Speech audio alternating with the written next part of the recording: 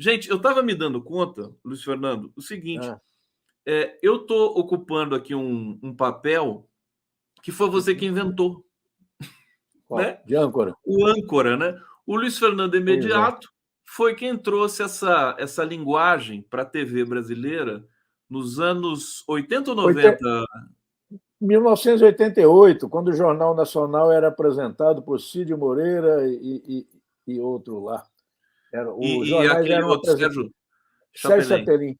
Os jornais eram apresentados por locutores, os jornalistas só produziam as notícias e não podia dar palpite. Só que degringolou, porque agora todo mundo dá palpite demais, né? Agora Nós é só estamos com palpite, né?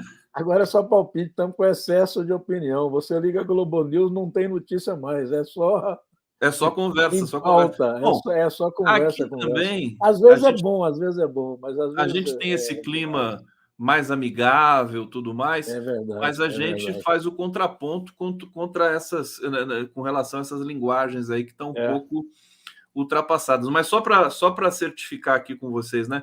O Luiz Fernando Imediato foi para o SBT em 88, né, Imediato? E 88, quando ninguém 88, acreditava que o Silvio Santos podia fazer jornalismo de verdade.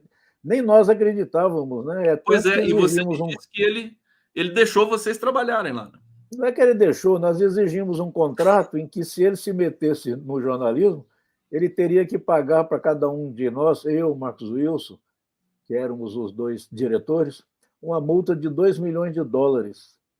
E aí, uma vez, uns políticos foram lá pedir a minha cabeça, na campanha de 89 do Collor, aí ele disse, ele me contando e rindo, né?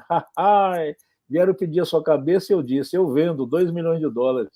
E riu, que ninguém quis pagar.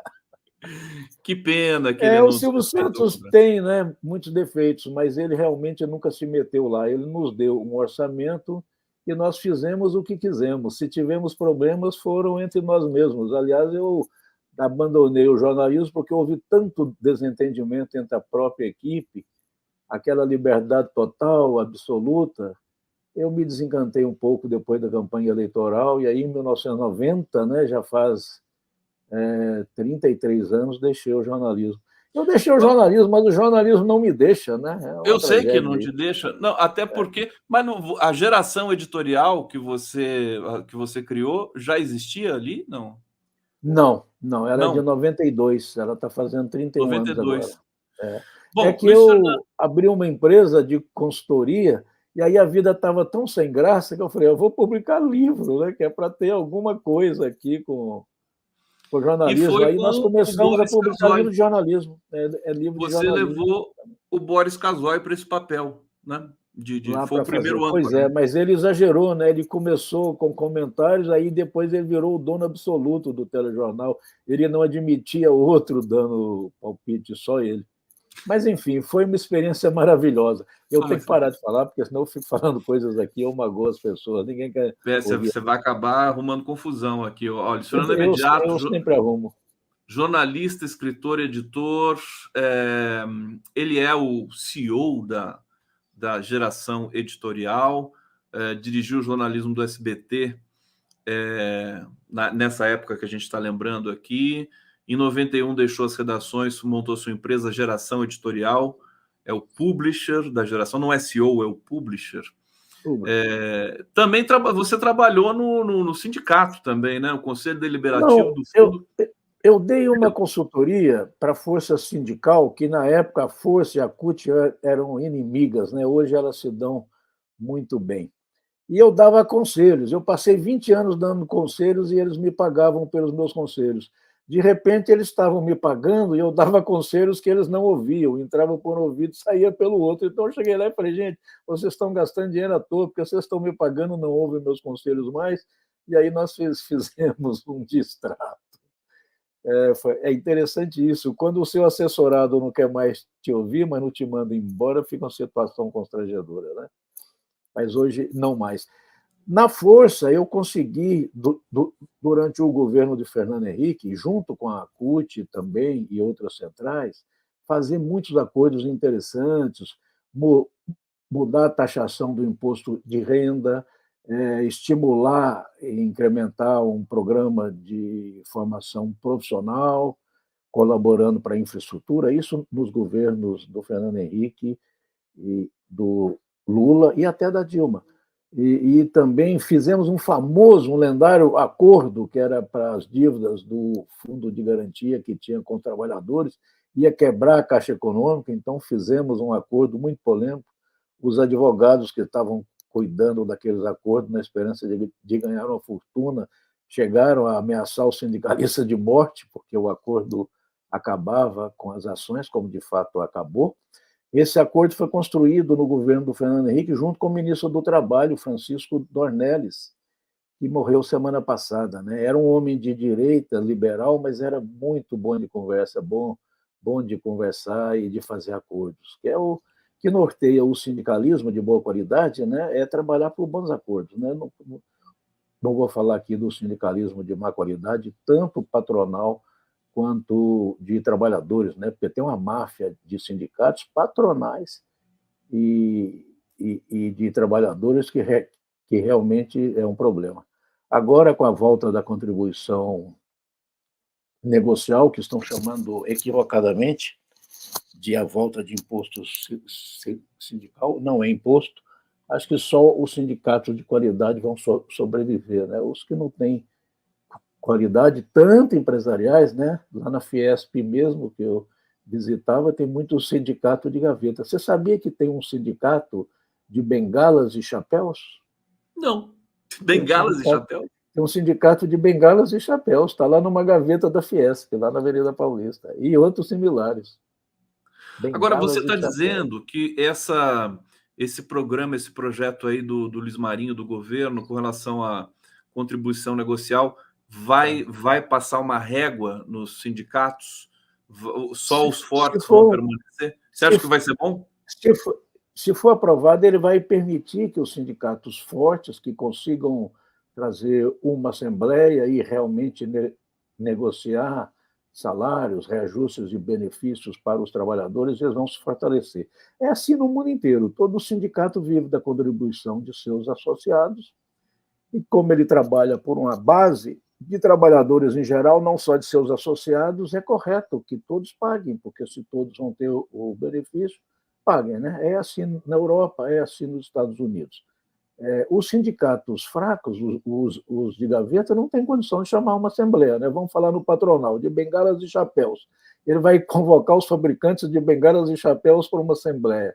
Quem fabrica? Chapéu ainda tem quem fabrica, bengala, quer dizer, é um sindicato inexpressivo, né? Não faz sentido. Ele existia só para arrecadar o imposto sindical dos empregadores.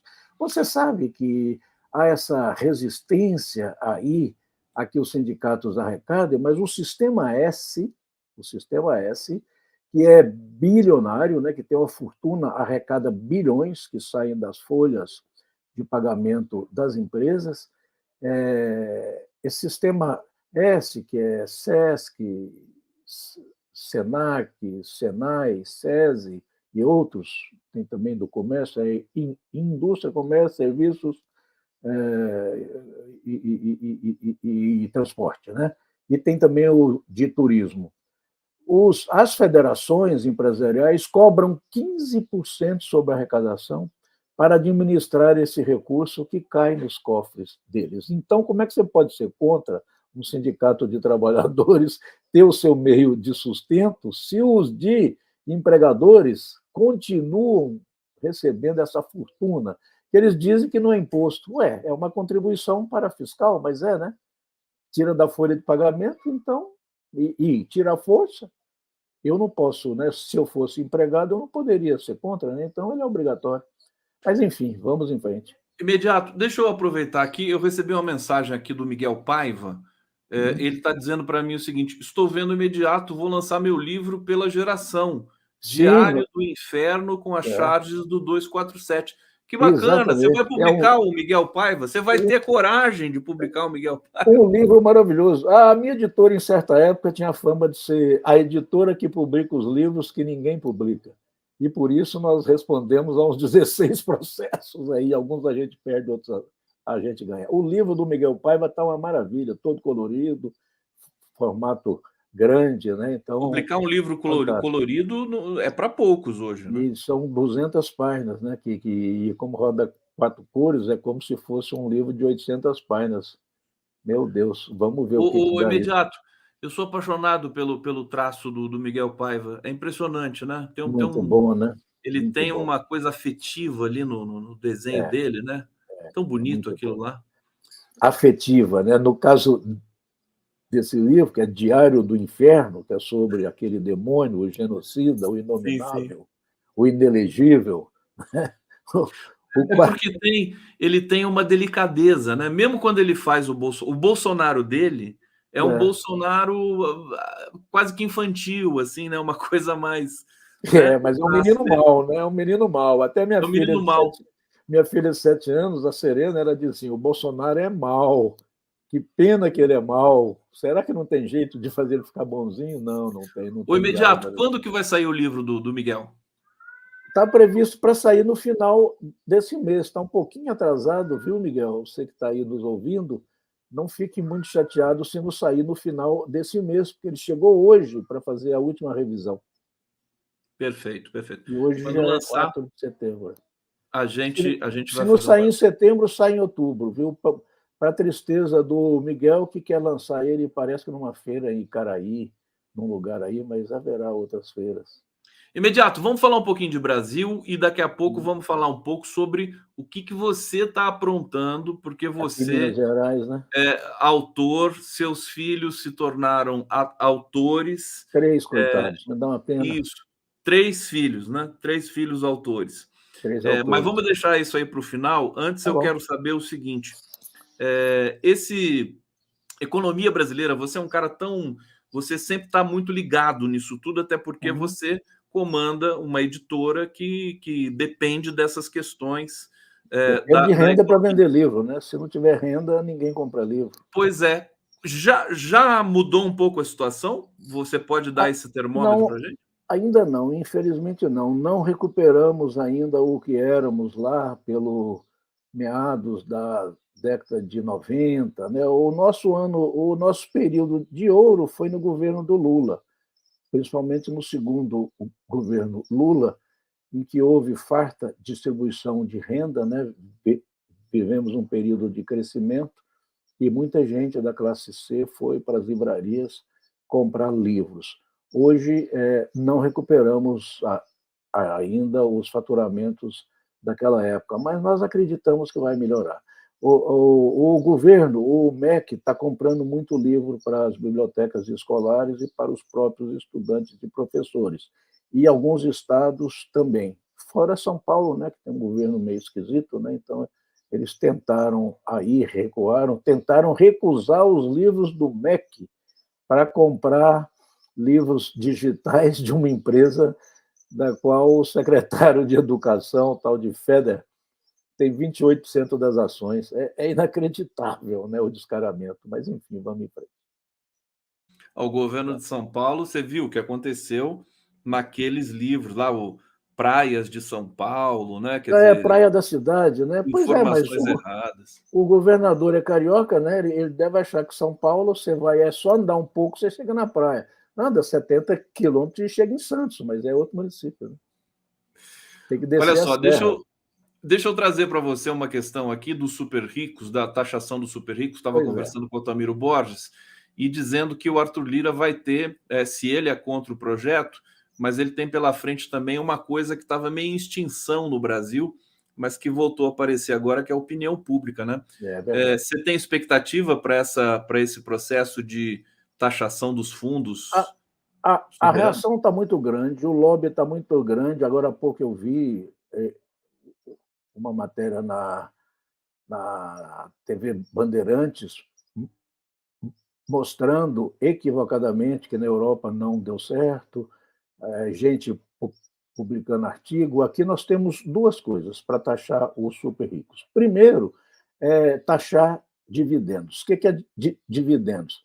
O rico, que é o principal acionista e controlador de uma grande empresa, antes do governo Fernando Henrique, pagava imposto sobre o que ele retirava como participação de lucros dele. Não afetava a empresa. A empresa ia distribuir lucros para seus acionistas.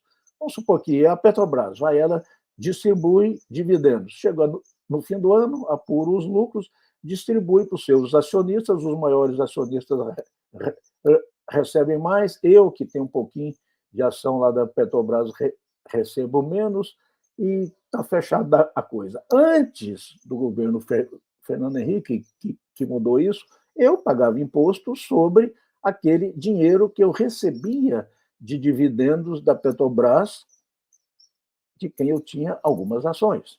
O Joesley Batista, que é o principal controlador da JBS, recebe dividendos. Se fosse naquela época do Fernando Henrique, ele pagaria uma fortuna de dividendos, mas não afetaria a empresa dele. No governo do Fernando Henrique, espertamente acabaram com isso. O que o atual governo quer é voltar ao sistema antigo, diante do Fernando Henrique. Então, se qualquer um, seja de classe média, de classe alta, rico ou super rico, recebe dividendos de qualquer empresa e da empresa dele, ele tem que pagar imposto de renda. Imposto de renda. Não vai afetar em nada a empresa dele, que já distribuiu aqueles lucros. Isso é uma coisa.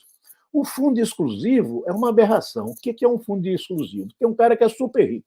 São poucos no Brasil, mas o dinheiro é muito. Então, ele tem muito dinheiro na pessoa física. O que ele podia fazer com esse dinheiro? Reinvestir na empresa dele, gerando emprego e renda, reinvestir na bolsa, fazer mais negócio produtivo. Não, ele aplica num fundo. Como é muito dinheiro, ele não aplica num fundo como qualquer cidadão brasileiro que vai aplicar num fundo, porque num fundo, quando você aplica, quando você retira, você paga imposto de renda. Como esse super rico não vai retirar, ele não paga, ele não precisa daquele dinheiro, e ele vive de renda, então ele aplica aquela fortuna num fundo de um único acionista, ele. Então, vamos supor que eu seja um super, super rico.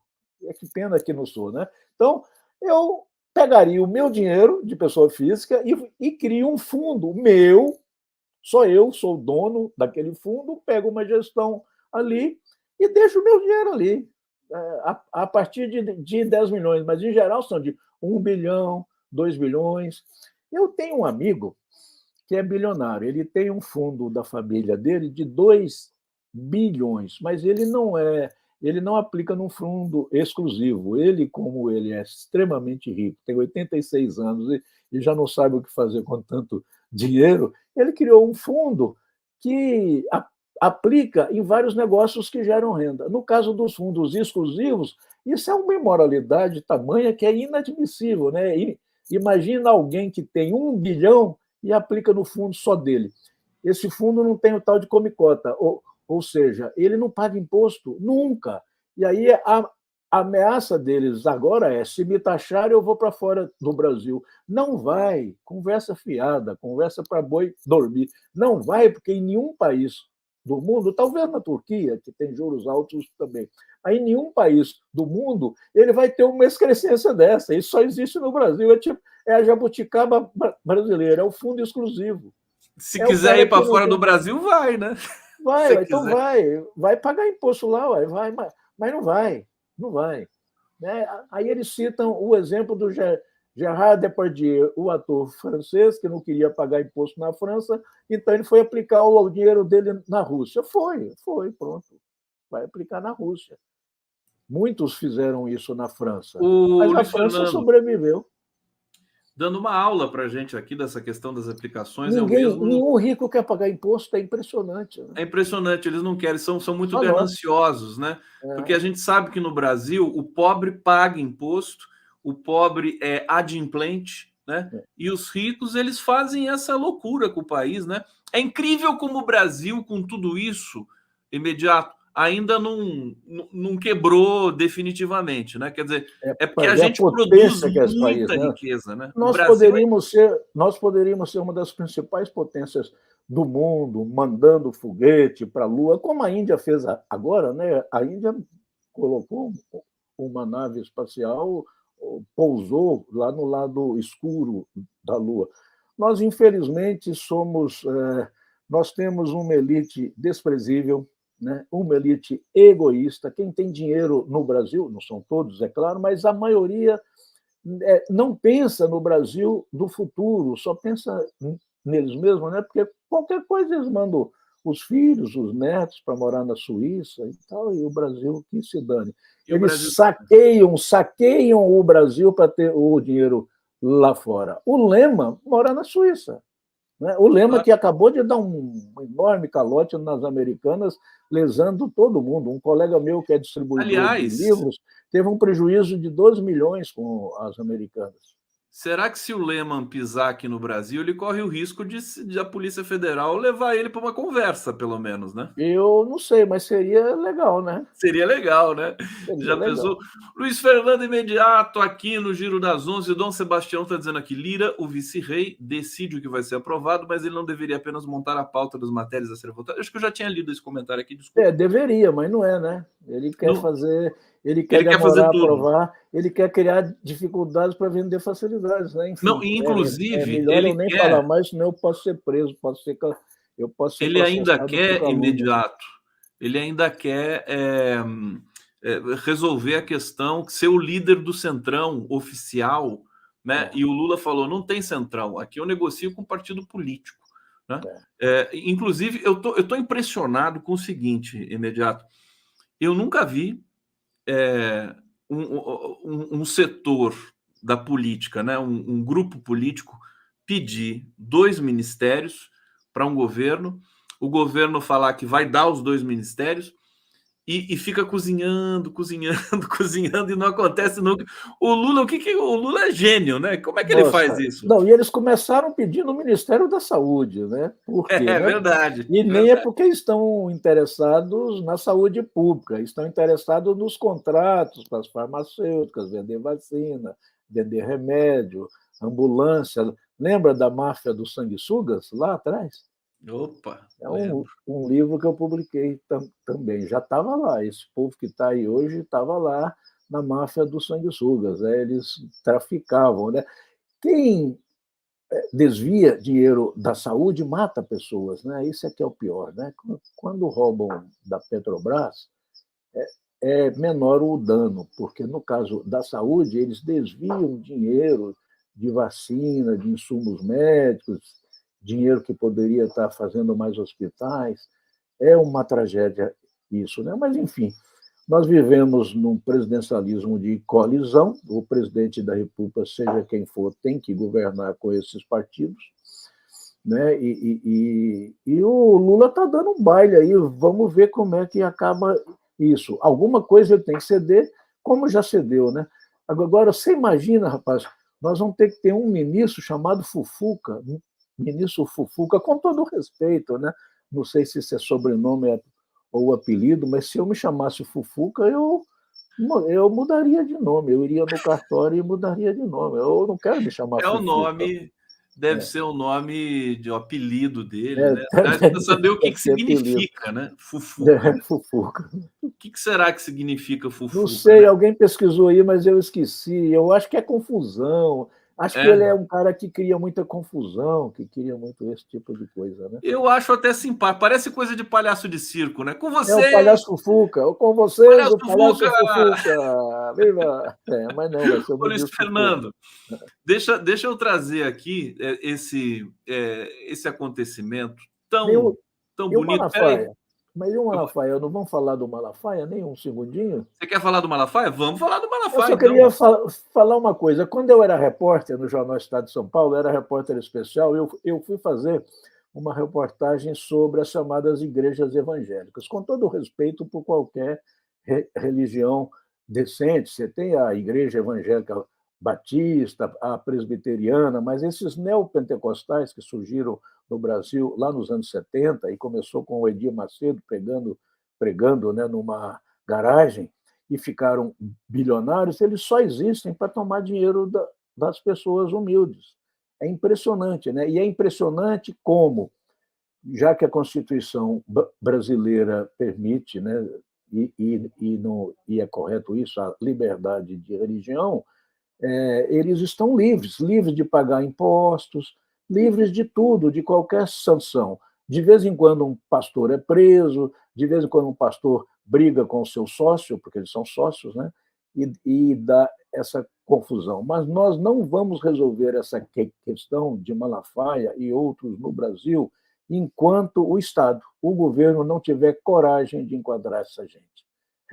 Religião é uma coisa, negócios em nome da religião é outra coisa. O problema é que esses evangélicos cresceram de tal maneira que elegeram uma bancada, a tal bancada evangélica, que de cristã e evangélica não tem nada. Né? Te passa pela cabeça que o Magno Malta acredita em algum Deus? Ele só acredita em negócio. Né? É o Deus.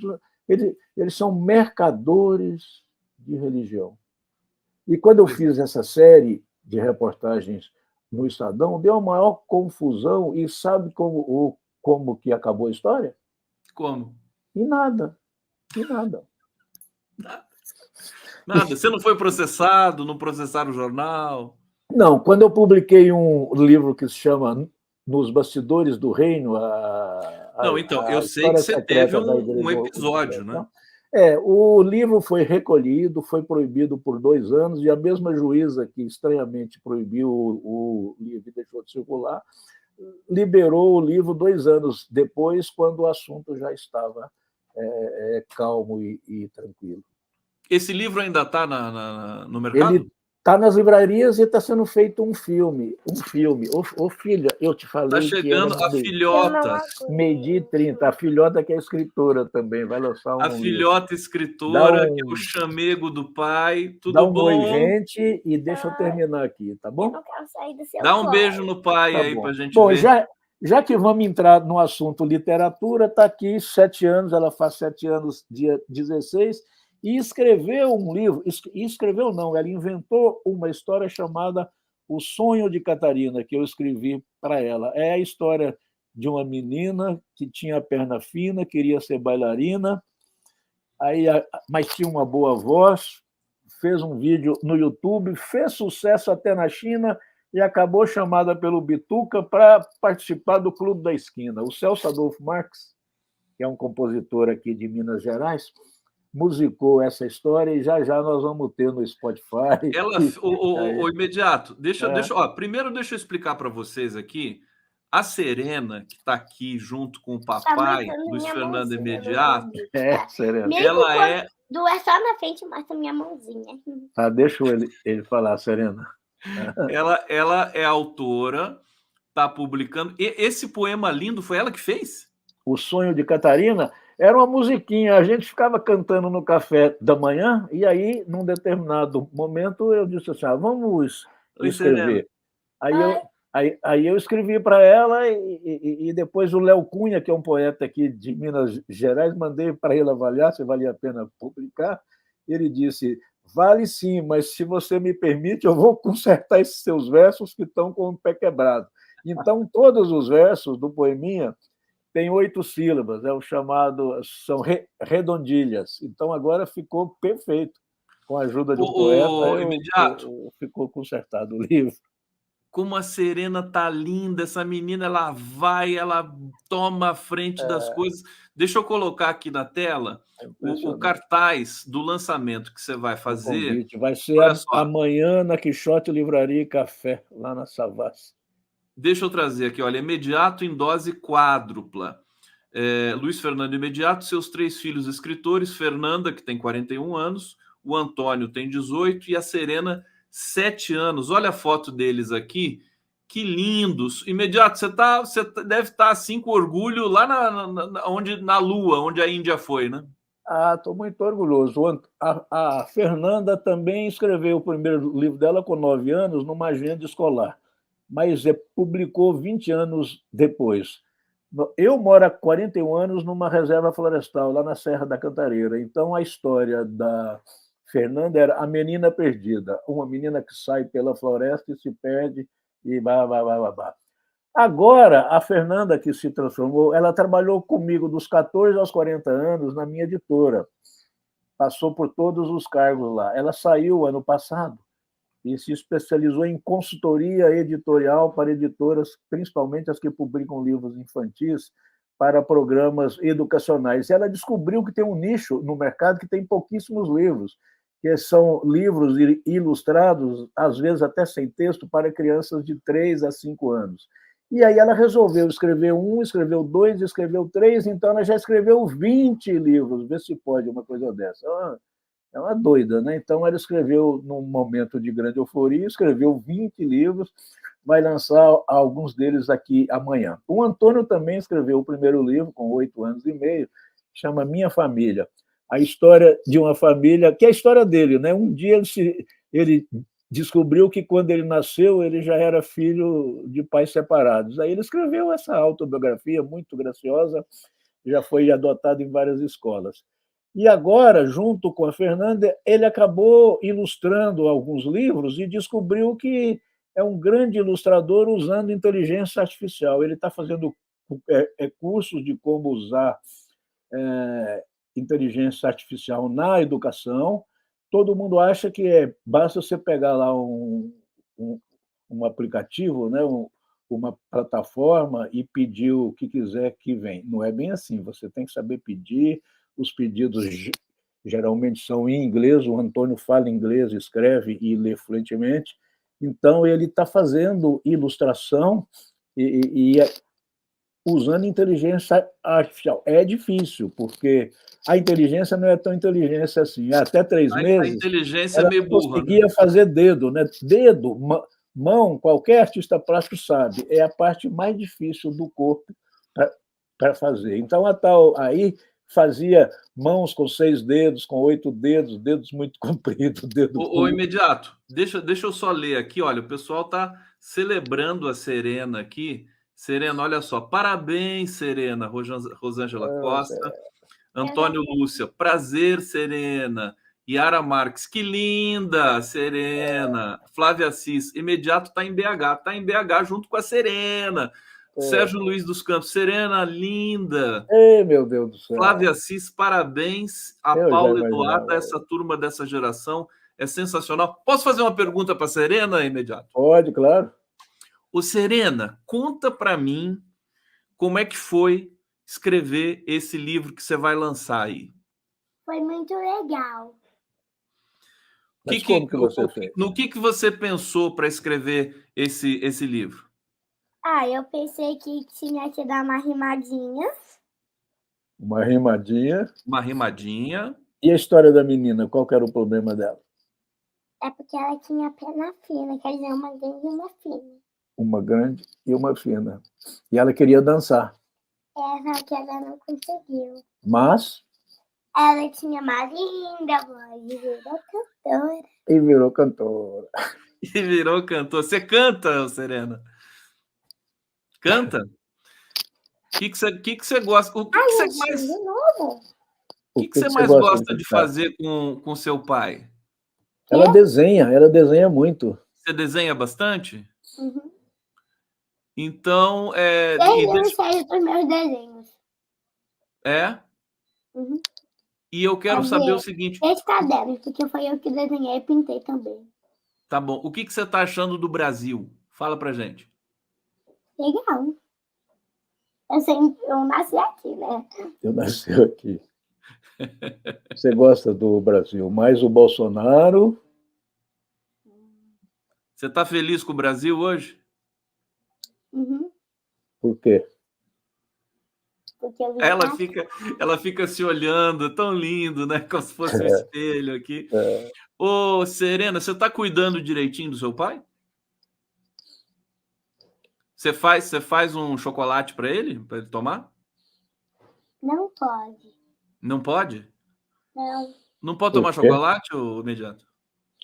Por que, Serena, que eu não posso? Ele tem glicose. Tem glicose. Ela não deixa comer pão, açúcar, trigo, nada. Imediato, querido, conta pra gente o lançamento, como é que vai ser? Vai ser amanhã?